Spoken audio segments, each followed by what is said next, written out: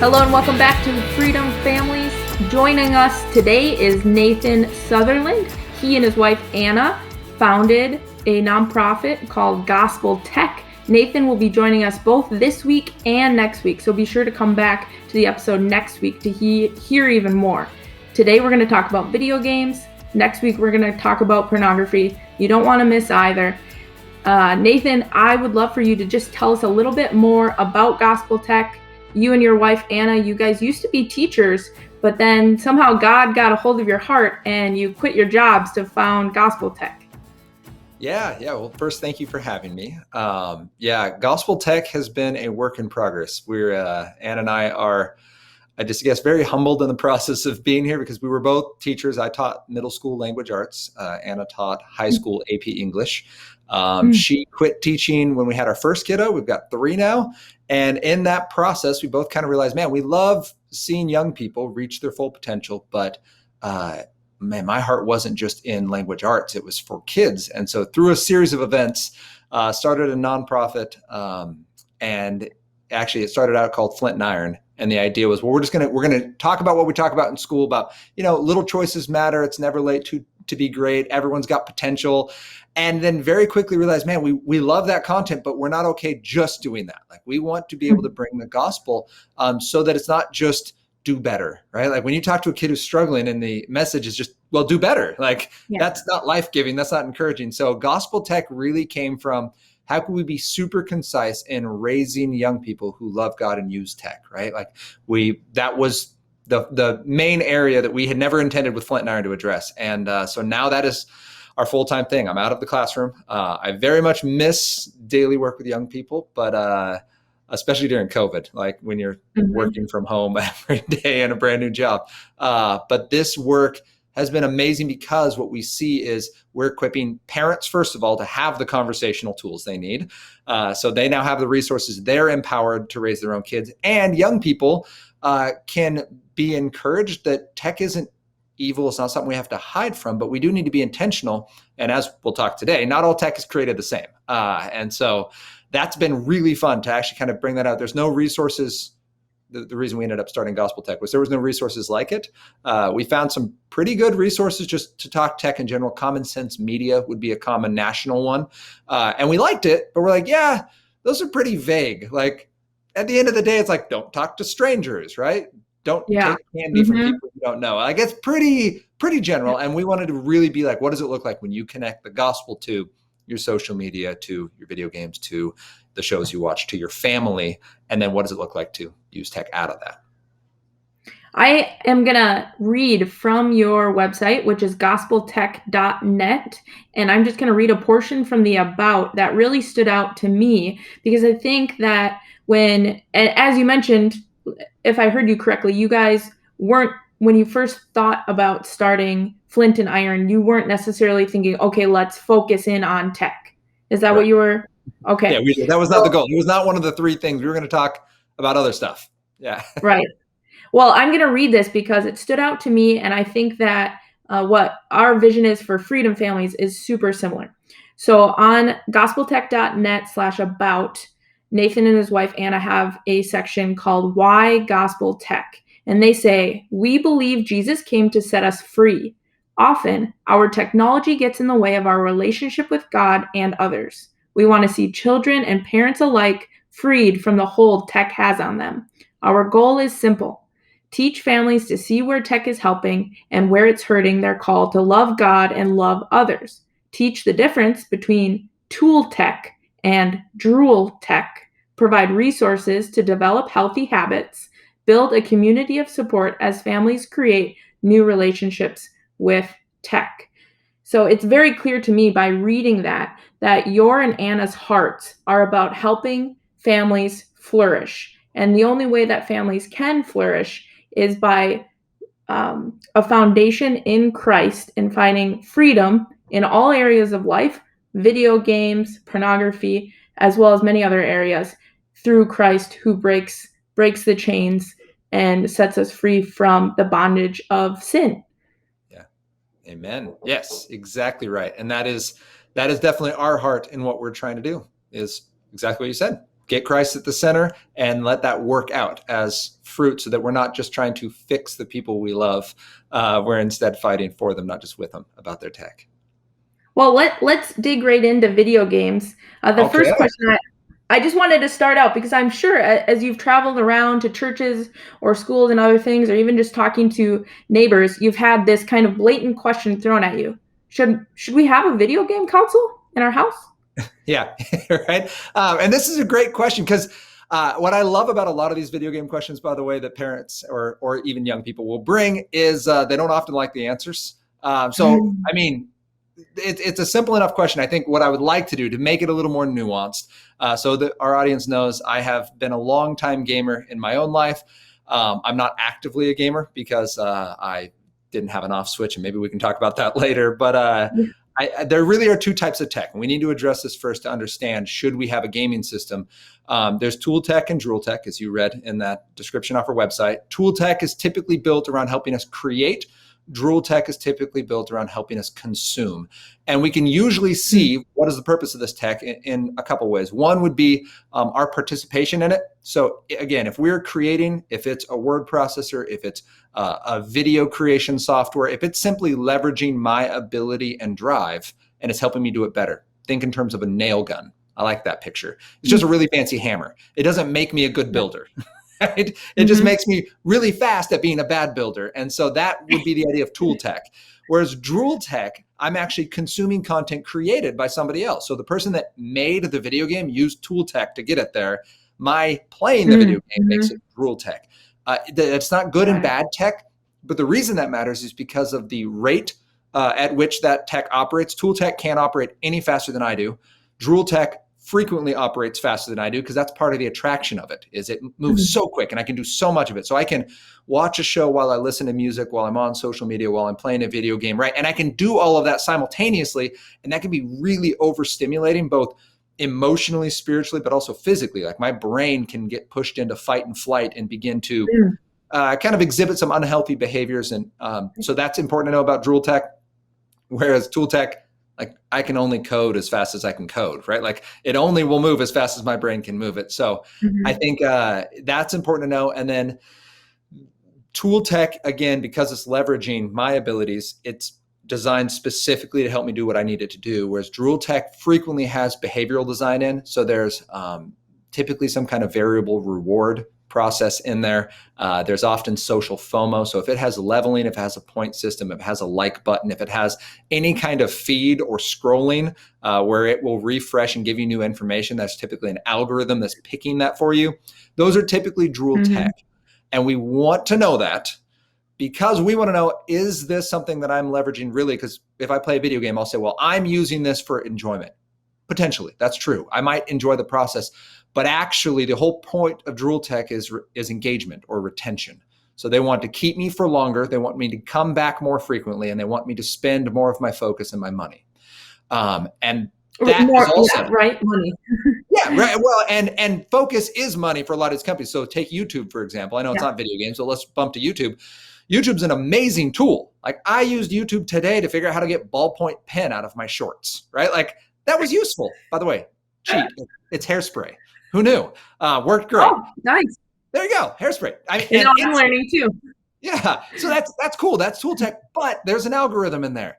And its goal is to not keep me for years. It just wants me to stay 30 seconds longer.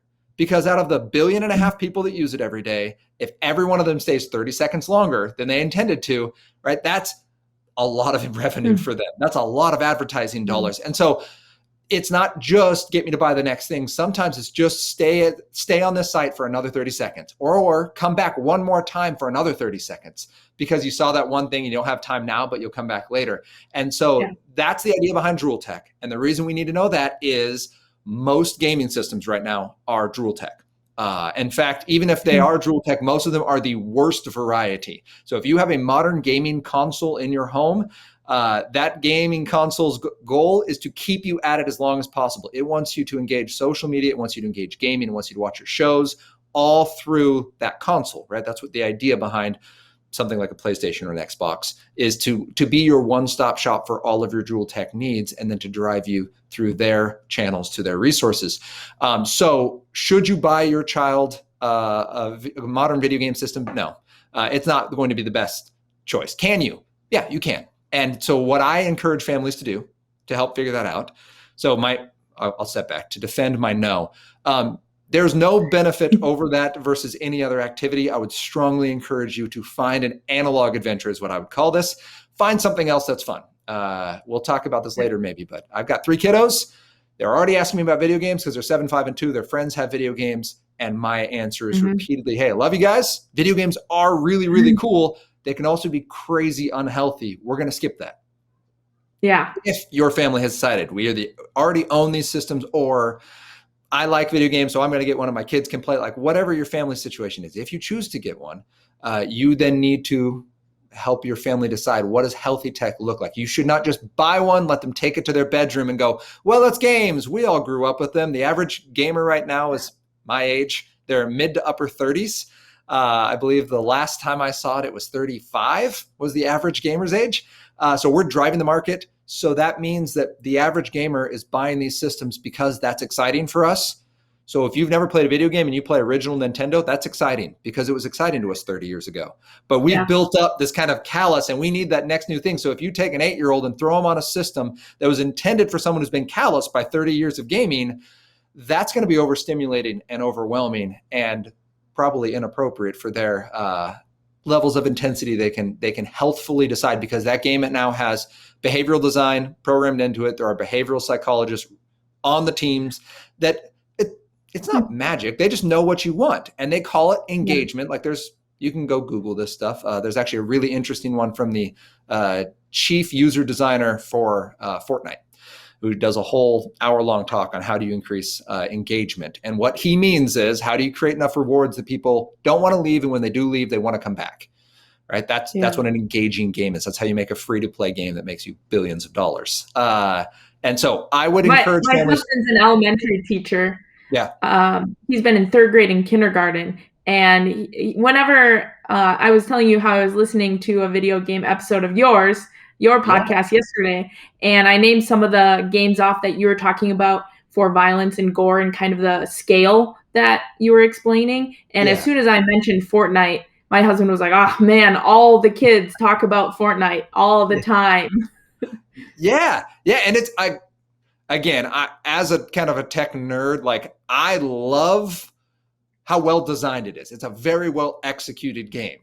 However, because it's really well executed, it's also terrifying, right? Like I love it like I love Google Analytics. I think those are really cool that we know that much. And it's also terrifying that we know that much. Yes. So yes, all that to say, no, your family doesn't need a video game system. I would say if you can go without it, do it. Invest the effort into other activities. If you do it, you need a family tech framework. You need a way to know if your tech is healthy. So in Gospel Tech, we talk about a reset. Does this tech impede? Does it get in the way of my relationships and responsibilities, my enjoyment, my sleep, my emotions, and my time? So it's an acronym that we can quickly go down and we can find trouble areas. And then you need family expectations for things like content and safety and the time you're going to use it and where your tech is going to be. And basically what happens when things go wrong. Like if you don't have those in place and you bring in a modern gaming system, you are going to have effects you never intended to have. So no, you don't need one. It's not morally wrong. It's just find something else to do if you think you can afford it. Would be worth it. You mentioned earlier kind of how you don't want parents to just buy their kids a video game console and then, the kids are playing in their room and parents have no idea what the game is, the content of the game. And new games seem to be coming out all the time, new versions of old games. I know for movies, I think about Plugged In. Focus on the Family has Plugged In for movies where parents can go and read from a Christian point of view what's in the movie and very detailed descriptions of what's in the movie and what to consider before going. Is there a place that families can go to that's similar to Plugged In but about video games? There's not. Plugged In has a little bit of it. Unfortunately, they're like 3,000 word articles. They're pretty beefy, and you'll reach the end and be like, I don't really know what happened. So this was actually a passion of mine for a while, and I was like, I'm going to do it. I'm going to do a ton of game reviews, If you go to gospeltech.net, you'll find a couple of them. And I actually pulled a bunch of them. And my heart behind doing that was I invented a new tool. And this is actually what gets me excited. This is why we do Gospel Tech, is this resource is actually basically to equip parents to do this themselves. So you take about 3 minutes and you will know with any video game if it fits your family standards. And the reason I like that is a couple reasons, I guess. One, it empowers the parent voice. So they're no longer going, man, I have to know every game that's out there. It actually makes your decision making pretty clear. There's 6 categories and you're going to run through these and you're going to say yes or no, basically. Does the violence in this game match our family standards? Does the language in this game match our family standards? Do the characters that are heroes or protagonists game, do they match our family standards? Would we have these people over to dinner is the question that I actually ask on that one. Do the themes and the topics that are addressed, do those match both what is addressed? Is that healthy and appropriate? And what the messaging on that is. Most AAA, most of the really big video games address major themes. They address God, they address sexuality, they address gender, they address purpose, they address hope. I mean, all of them address that in some way, shape, or form for the most part. So we just want to be intentional in that. So take 3 minutes. You can go gospeltech.net/resources, and it's the very first thing. It's just a free resource. You can download it as a PDF. It's also in our family tech workshop that parents can go to. But the premise is if your kid's over the age of 8, maybe 10, I'd have the kid do it first. So the kid runs through this process and basically pitches you, here's why I want to play this game, right? Yeah. And they can use, they just have to fill out the little bubbles. A 3 out of 3 means there's nothing wrong in this category. The violence perfectly matches. It's Mario. Sure, you jump on Goombas, but they're Goombas, right? And it squishes and it goes away and it's not a big deal. So your kid's going to make an argument. And then the cool part of that is now we get to raise our children up in the way they should go, right? We get to go in and say, all right, like I either agree, we double check their work. We go through it with them and go, all right, I see that you said this was a 3 out of 3. What'd you think about this? Like that seems concerning to me. And it also opens the door for kind of the parental spidey sense of being like, hey, I love you. That's our first thing. I believe you have a purpose in Christ. And I just have a feeling about this game. Like I can't put my finger on it, but there's something off. Like I just don't like the way, and you try to, but to kind of train your kids that like, it's okay to, I don't know. It's not like if you can't prove it's wrong, then it's fine. Like there is this area of just because it's permissible doesn't mean it's beneficial, right? Like we want our children to know, like we do need to be more prayerful than just, is it bad?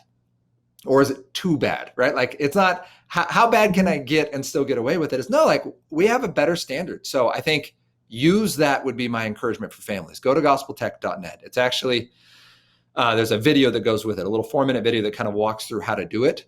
But the idea behind that is it equips parents, it empowers kids, and it centralizes the gospel in the conversation. So it's no longer, well, I just don't like the games you like, or video games are stupid, right? Like, which is a lot of parents, if they're not gamers, they don't get the attraction.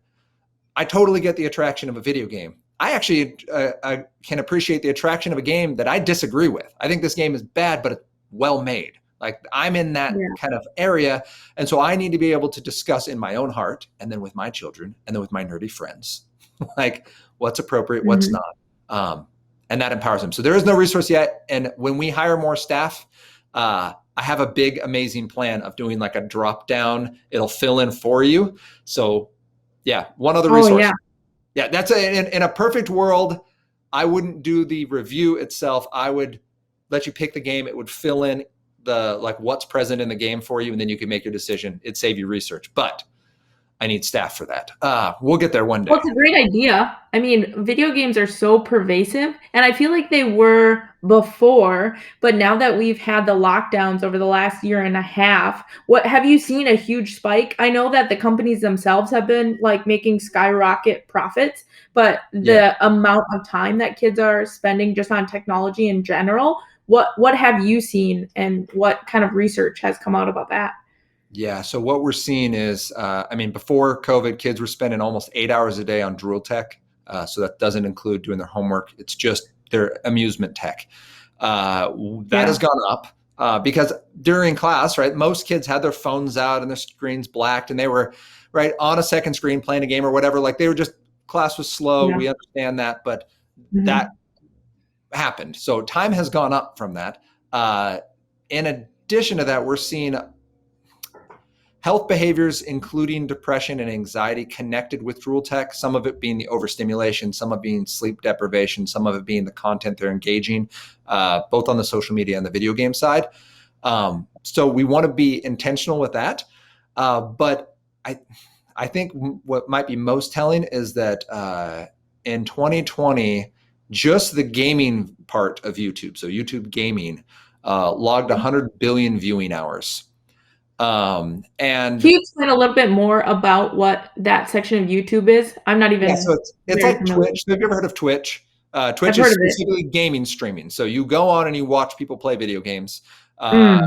And for gamers, this is highly enjoyable, especially for kids who either don't have the systems or they like watching someone they think is funny play a game. And so they'll watch this, and YouTube has their own piece. So Twitch is a separate service and YouTube gaming is its own thing. And Minecraft led the way, actually. So this is typically younger gamers who just want to watch new content. They watched all the shows they like, and so they go watch someone their parents are okay with, and they just watch Minecraft videos. But they're watching, like, on average, it was 85 minutes a day of YouTube viewing between 4 and 18-year-olds. So the average from 4 to 18-year-olds was 85 minutes a day of just specifically YouTube viewing. And so YouTube's not bad. I've watched gaming videos. I've watched streamers. That can be a really enjoyable, kind of fun process, especially if it's a game you and friends are into. But the concern is, why are we watching it? Where is our heart at? Again, that reset. Are we dumping tons of time? If we don't get that time, is that impacting our hearts? If we don't get to play that game, is that affecting our joy, our ability to be committed in our relationships to the things we've already said yes to? Like, there's this bigger picture of games are concerning because they can encourage us away from reality. They can ask us to invest more into a world that doesn't exist. And they can convince us we need stuff that we didn't actually want before we played this game. And so while they can be an amazing story and they can talk about important topics, there also are some concerning aspects, and we have to look at who's making the game, why was that game made, and what does it involve? So yeah, gaming has skyrocketed. I think right now in the US, it's 2 out of 3 adults game. So there are 255 million adults in the US who game, which is nuts, right? So, and that's a fairly small gaming population globally. Gaming is growing, and specifically over the last year, we've seen esports grow. So I know this has been a kind of I did know that. Yes. Yeah. So esports is a thing, everybody. The gaming worlds competition from last year, I want to say it was League of Legends, had more people than the Super Bowl watch it. Yeah. So when it comes to just sheer revenue they're making and the ease of getting people into these events, it's like WWE meets a sporting event, right? And it is a real competition. People actually are good at it. And your kids are playing the exact same games they're playing. So it is attractive to kids. Professional sports teams are getting into it. So like the 76ers own a team, and the New England Patriots own an esports team. And so you're going to see that pushed. And that is another tech change related to gaming. Your kid's going to say, well, I want to be a professional gamer. You're going to have to talk to them about the cost of doing that personally. Professional gamers typically practice 14 to 16 hours a day, 6 days a week. There's only a couple hundred of them for the hundreds of thousands of people that are trying. So your odds are actually worse than becoming a professional athlete.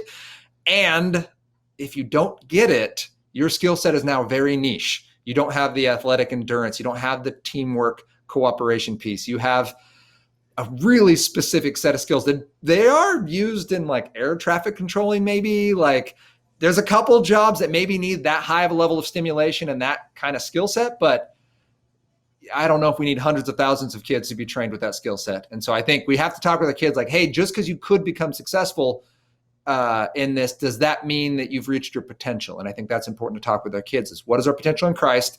Could you be a Christian and a professional gamer? Probably, but not if you're giving up your purpose, right? Like, what is the point if you gain the whole world even and you forfeit your soul, give up your love of God because of your love of gaming? So I think that's an important thing to talk out with our kids who truly do want to become streamers or truly do want to become gamers professionally. Like, let's talk about why. let's talk about where are your boundaries you're going to set. Because let's say you wanted to become a lawyer, and then you realize that your pursuit of being a lawyer led you to unhealthy places personally and spiritually. Like, you'd need to give up your dream of becoming a lawyer, right? Like, that's just true. So that's the exact same thing in pursuing gaming. Like, cool, this is something you have a passion for. That's neat.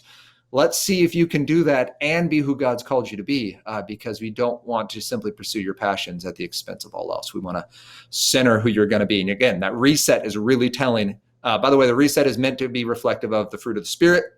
So if gaming helps you, your child, someone you love, produce fruit in line with the Spirit, right? If it's love, joy, peace, patience, kindness, gentleness, goodness, self-control, cool. Like, if you've got all that, great. But if you read Romans 1:28 through 30, and if you read Galatians 5:19 through 21, and you see that fits of rage is something that's considered a fruit of the flesh, and malice and envy and jealousy and gossip, if we start to see those things, and that's what we're giving our heart to, and that's what we start to celebrate, and you start to look at your game and like, man, that game, it's not just that violence is in it. It seems that violence is the point of it, right? So you have a game like Fortnite. It's really violent, but it's more like an excessive game of tag, right? Like, if you let your kid play Nerf battle or laser tag or paintball, you're probably okay with Fortnite, right? Like, some parents aren't, and you wouldn't be okay with Fortnite, because that is literally the point of the game. You're going around and tagging, they evaporate into this light beam and they go away and they come back in another round, right? Like, all right, we kind of can wrap our brain around that, but you get into games where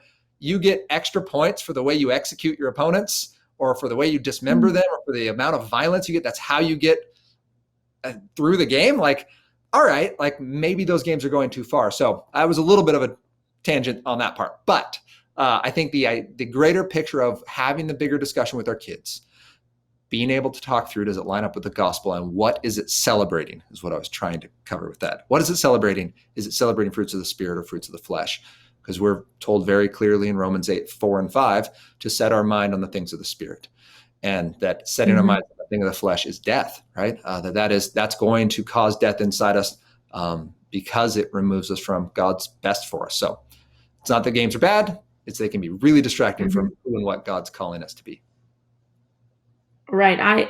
If you think about the few who actually excel and can go on to be professional gamers, from the amount of time you just told us that they spend 6 days a week, it would be I would be hard pressed to be convinced that even though they can win money, they can compete and do very well, they can enjoy what they're doing.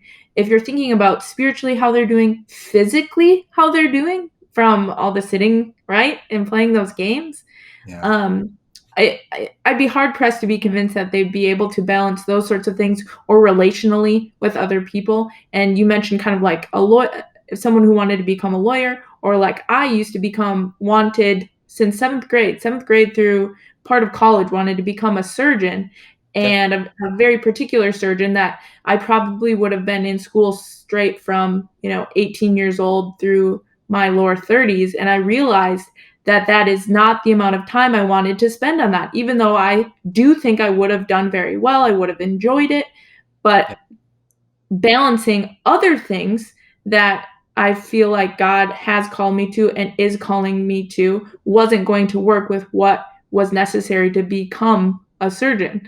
And so I like how you brought that in, because that's not just video games. And even if you're only playing Mario Kart, or games that we can all agree are pretty tame and healthy, safe games to play on New Year's Eve as a family with your grandparents and cousins and things like that, right? Mario Kart is great for that, by the way. So I didn't grow up with video games, and I think because my parents didn't grow up with video games, and so it just kind of wasn't a thing we did. But I specifically remember a New Year's Eve where we went to some family friends, and that's what we did. We played Mario Kart. They had a Wii, and it was super fun. We loved it. Yeah. But we didn't play it every day. We played it at a New Year's Eve party, and it was super fun, and we enjoyed it. We all enjoyed it. Yeah.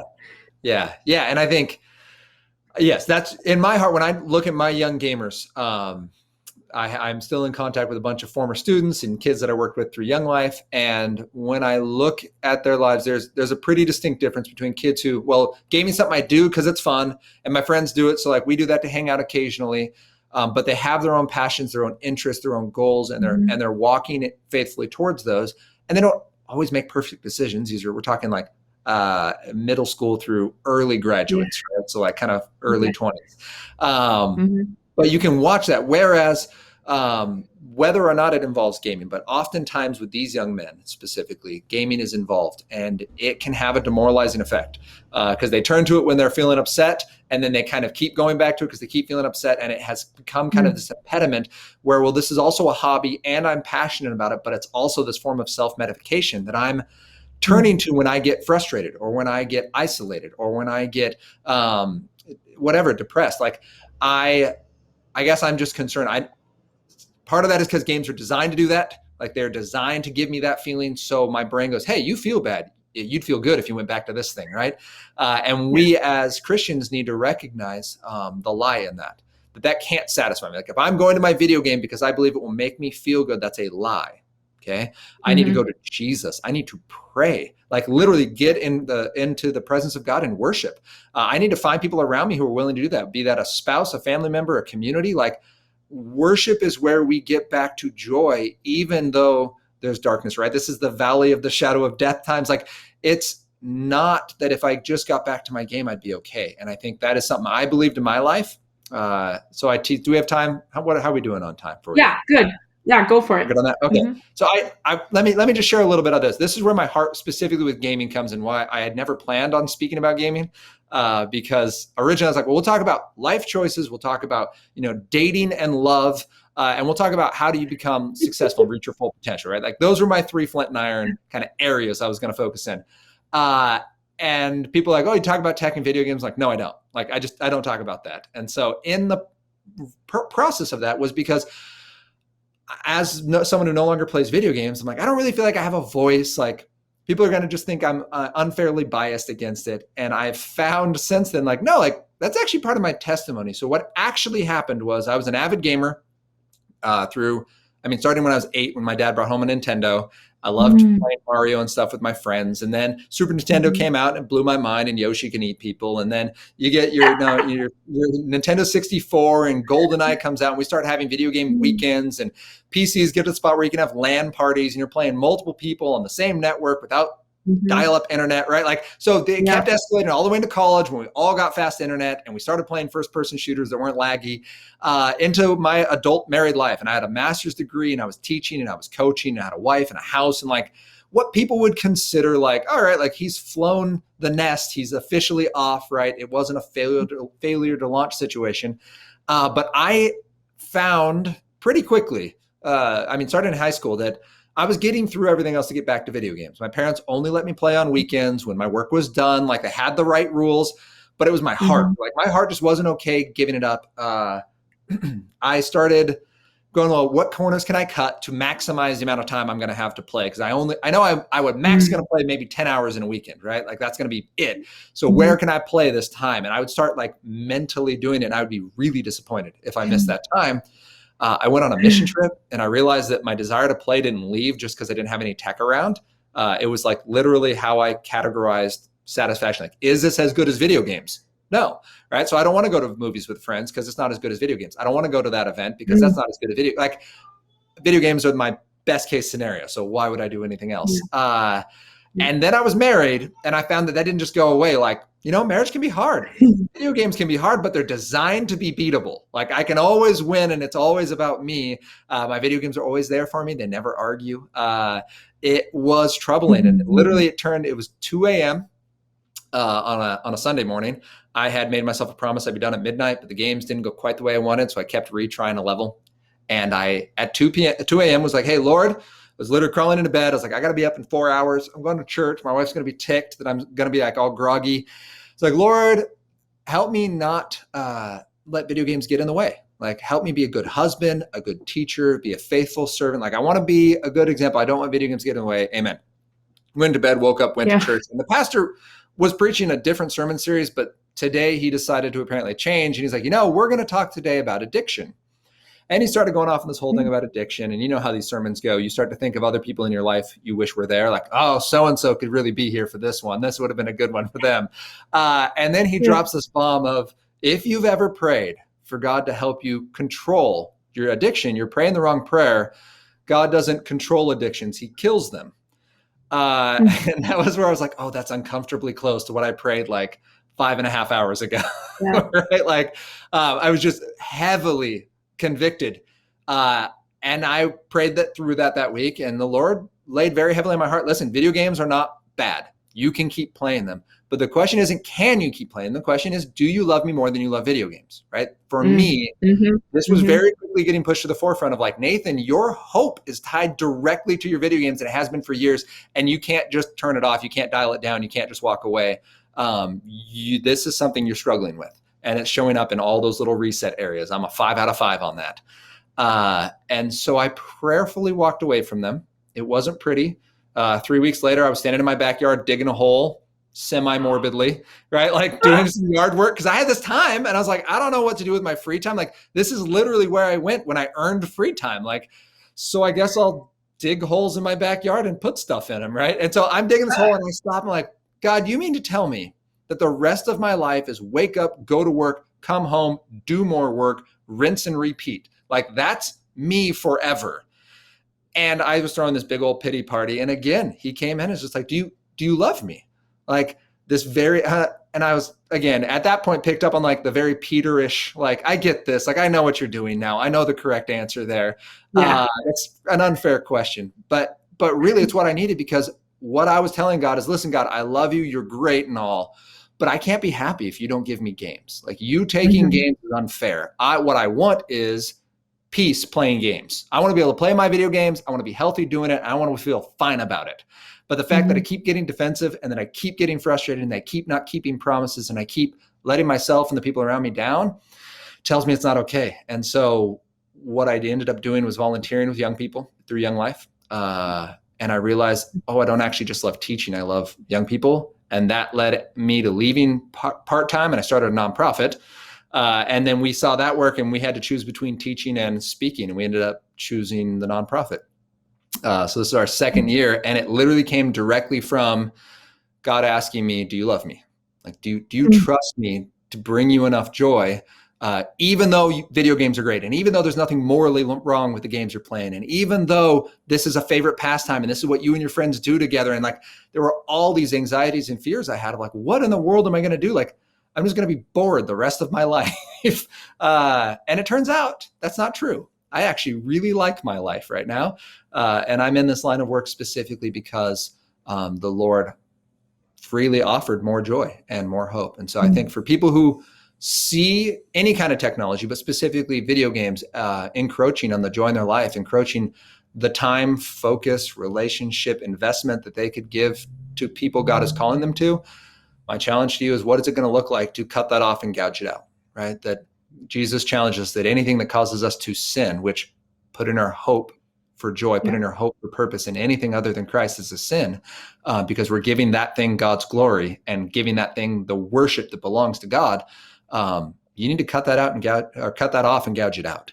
And for me, that looked like a full-on removal. I don't play video games. It's been almost a decade now. Which is an insult to injury. Any gamers listening to this, a game I've been waiting for 5 years to be released 2 months after I quit gaming. I've been waiting 5 years, and I literally was like, oh, that won't come out for a couple of years. I'll be over it by then. 2 months later, it released. And I was like, you gotta be kidding me. All my friends, dude, this game's epic. It's amazing. It changed our lives. Like, I hate you all. Don't talk to me. I'm still praying through that, I think.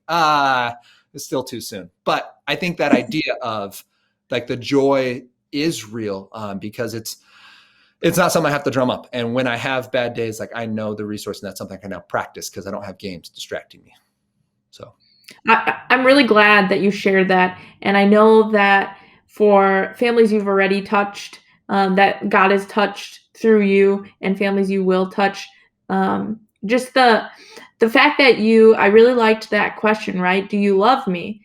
And although we've been talking about video games today, I think you're preaching to all of us, whether it's food, whether it's video games, pornography, a certain, a certain app on your phone, or, anything, right? Even good things. Good things are not the great thing. right? And I think it would be a good practice for all of us to just think about the things that you spend the most time doing. Go through the fruit of the spirit, both the good fruit and the bad fruit from the scriptures you mentioned, and see like, okay, when I am consumed in these, well, first of all, am I consumed by this? Yes or no? Okay, yes, I am consumed by this. And then what fruit, good or bad, am I producing in my life because of this thing? And then third, if I cut this out of my life for a day, a week, maybe a month, how am I living? Am I still in the fullness of joy that Christ offers?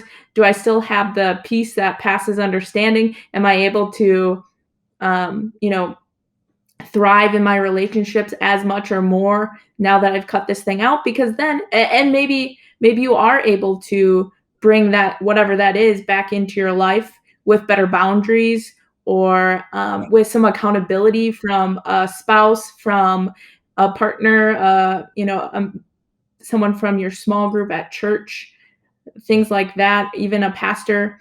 And so I'm super glad that you shared that with us today. And even for those listening who maybe haven't played many video games, there's something in all of our lives that we can look at in the way that you are looking at video games, and kind of put it to the test of Scripture, and God asking us, "Do you love me? Do you love me more than whatever this thing is, even good things?" Right? And I like the scripture too that you mentioned, where Paul is saying, all of this is permissible, right? But is it beneficial?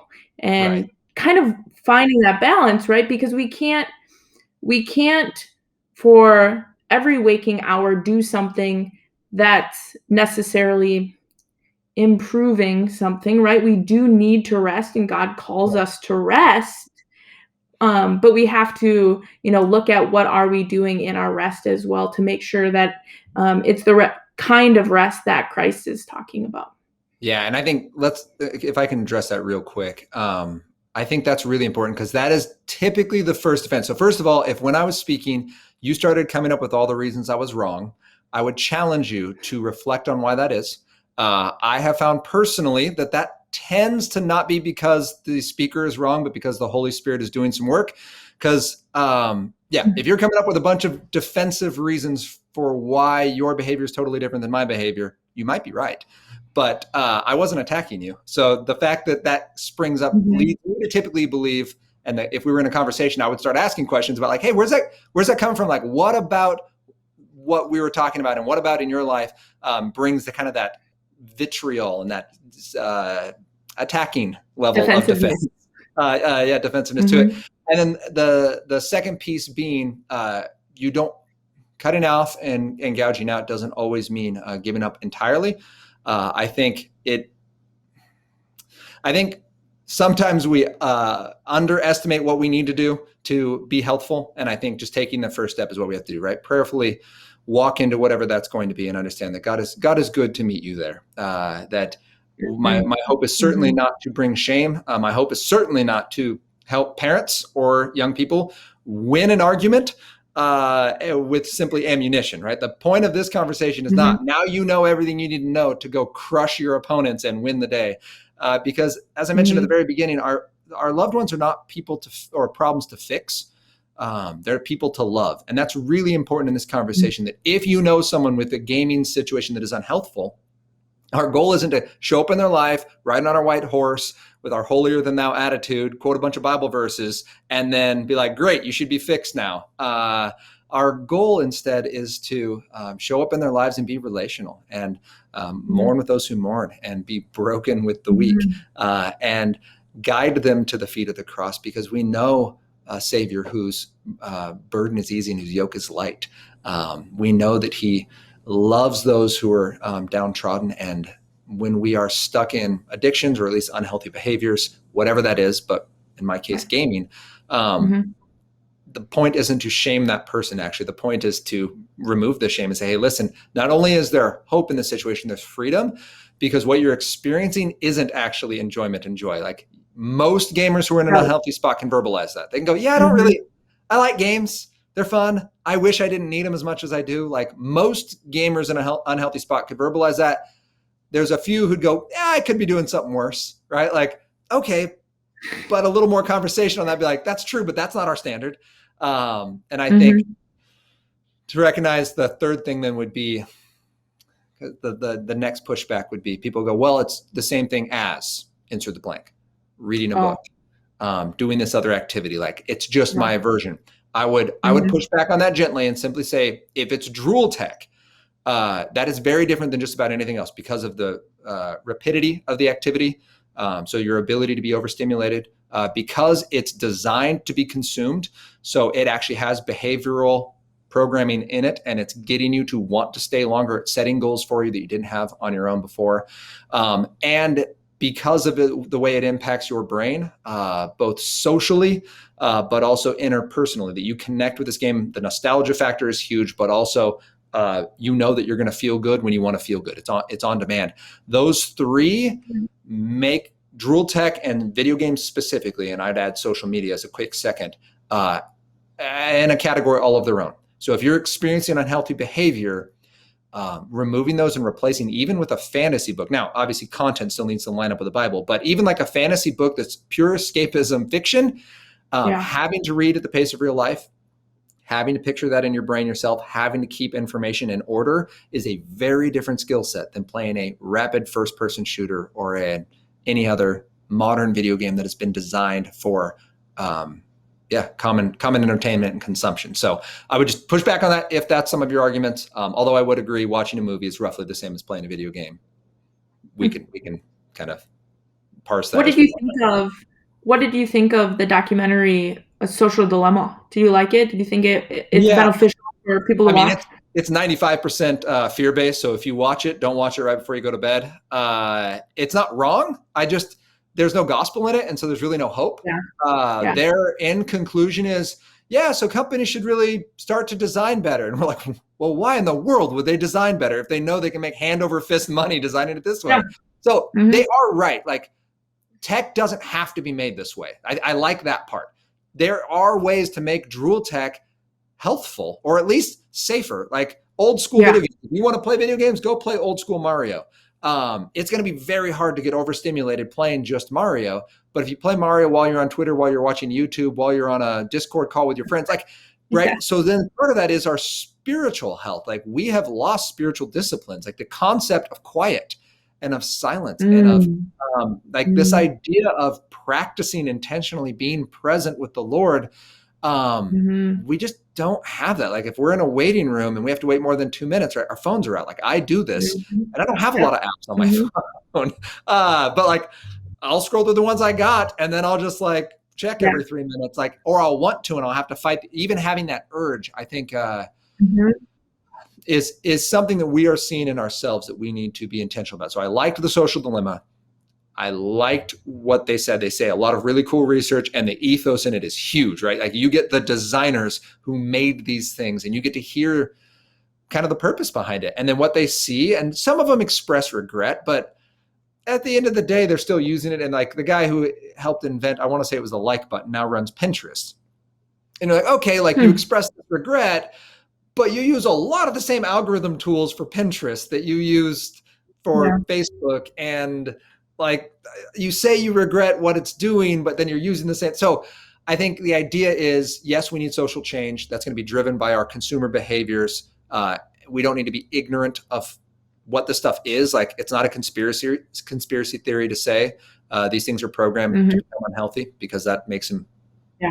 more likely to be used, and that increases income, and that's what's driving the market. So Right. I just would like to see the gospel in it, because I think simply relying on trillion-dollar corporations to change their behaviors when it's working for them, or expecting governments to step in when these trillion-dollar companies are like, great, we're going to move our workforce to somewhere else. Yep. I Mhm. think we need to look at our own hearts and say, all right, if I love the Lord and I'm working for one of these companies, how can I foment change from the inside? How can I change my purchasing behaviors, my use behaviors to line up with the hope I have in Christ, to make disciples of my children and of the people around me, and to love God with all I am? Because if I love God with everything I am, my heart, my soul, my mind, as Jesus says, that and love my neighbor as myself sums up all the law and the prophets. So you got the entire That's right. Old Testament, boom, right there. And Yep. now he goes, well, if you do what I command, or if you love me, you'll do what I command, right? Well, it's believe in the one Mhm. God sent and love the Lord God with all your heart, soul, and mind, and make disciples. Well, love our neighbor as Mhm. yourself, make disciples is the third. We then go, all right, well, that's now my standard. Now, out of that, how do I use tech and do that? Can I game and do that? Mhm. Can I listen to music and do that? Can I, because we need to drop everything that doesn't help us do that and pick up anything that will help us do that. Not just because we like it, but because we love God and we want to do things that please him and that get us closer to him. That's right. One more practical question just to end a a very much parent-oriented question. What Okay. kind of boundaries and what kind of conversations can we have with our kids in terms of they're going over to a friend's house who Oh, has tech? yeah. So this is, I mentioned briefly earlier, gospel tech framework. If your family does not have a family framework for technology, you're leaving chips on the table. You're basically just rolling the dice and going, man, my kid's a pretty good kid. I hope they don't run into trouble. You need a family tech Yeah. framework. There are some examples of those out on the internet. If you go gospeltech.net under resources, you can find the workshop we use to create that. There's a couple articles about it, or gospeltechworkshop.com. But the idea, actually, I have one right here. I have a sticky note on it for somebody else, but I'll show it to you guys. So it looks like this. And the idea is the first half walks through kind of what we talked about. What are the different types of tech? How do we know if it's healthy? What is just kind of how do we talk about tech in our family so we quit just fighting about it and trying to win, and we can actually Yeah. point ourselves back to the gospel? Like, what does that look like? Second Mhm. half is the framework piece. And the idea is like, your family needs to understand what are the expectations for content. And that's where that game review resource is really useful. Like, your kid needs to know more than just, well, mom and dad don't like this. They need to go, Yeah. man, my heart is super attracted to that game. And I know my parents wouldn't like it. Like, why is that? Right? Like, what Mhm. do I do with that? Because that becomes the application. That's the raise our children up in the way they should go. It's not have good enough rules and your kids will be good. I'm pretty sure the whole Old Testament shows us that's not true, right? We had the perfect law. Jesus goes, there's nothing wrong with the law. The law was good. I'm Mhm. fulfilling it. You guys stink at it, Mhm. right? There's a Mhm. reason we need a redeemer. The law wasn't Mhm. able to save us because we're not able to follow it. So it's more than rules. We need grace and we need mercy built in. And that's going to look like safety and accountability. So we're going to build rules around things like content, around the time we use it, where we use it, the locations would be that piece. Priorities, what do we put first? If we have gaming and another option, both as options for this hour of free time, what do we do with it? We also need to remember that actually free time is a myth. When we say we believe in the Yeah. gospel, we believe we've been purchased with a price and our life is no longer our own. That That's actually right. our time is now a gift given to us that we give back to God, and we only use what we've got, right? And that's where Jesus says, like, I only do what I hear the Father tell me. Like, that's our standard. So Mhm. maybe God says, yeah, like, this is a beautiful game that brings out great things in you, that brings you more joy and opens your eyes to how you can love and enjoy the life around you. Cool. Do that. But priority is going to help you talk about that. And then safety. There's bullies, there's strangers, there's pornography. How do we engage that? Not just saying, well, it's out there, I'm scared of it, but to actually build hedges around our kids. And that's where the accountability comes in. So families, you need a tech framework so you have a common language to speak with your kids, and you need intentional accountability. And whether that's something like Canopy, which is kind of it's internet accountability that follows on phones and computers. Something like Covenant Eyes, which is what I personally Mhm. use. Something like the Circle that can go on your Wi-Fi at home, and it basically manages home Wi-Fi. That's what I will be getting as soon as my children have home laptops for school. Because again, they're Mhm. 7, 5, and 2. They don't have those yet, but when those come home, the Circle will be implemented. And it's not because I believe I can make good decisions for my kids. It's because I love my kids, and I do want to be Yeah. intentional about again, that idea of a hedge. We see it in the Bible, and man, I want to say it was Psalm 91, Job 110. But there are a lot of spots in the Bible where even actually that Romans 1:28 that I talked about, where it talks about God removing his protection from Mhm. these people and he gives them up to a depraved mind, that he was Yeah. actually holding that back for a time. That's kind of our concept. We're not going to make good decisions for them, but we're going to make bad decisions hard to make and hard to get Mhm. away with, so that we Mhm. can keep pointing these conversations back to, and we love you, and that's a self-destructive choice. And we know with enough willpower, a kid's still going to make bad decisions, right? Like, they can do it. Mhm. But we don't have to provide them all the keys to make those bad decisions easily. Right. So I think that's, as parents, we can lovingly, intentionally put in a family framework and then build those hedges involving safety and accountability. And again, Gospel Tech, that's been one of our major pieces. So there's an online workshop. It's made up of little short kind of 5 to 8 minute videos that walk you through each of those steps.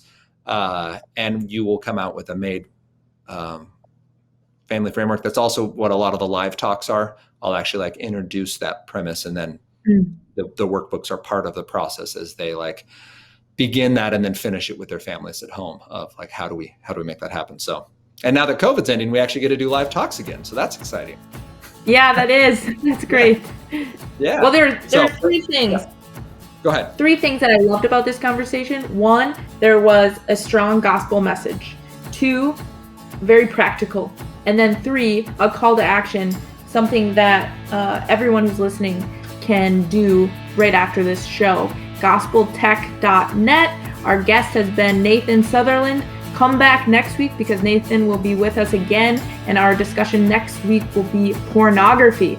So thank you, everybody, and we will see you next week.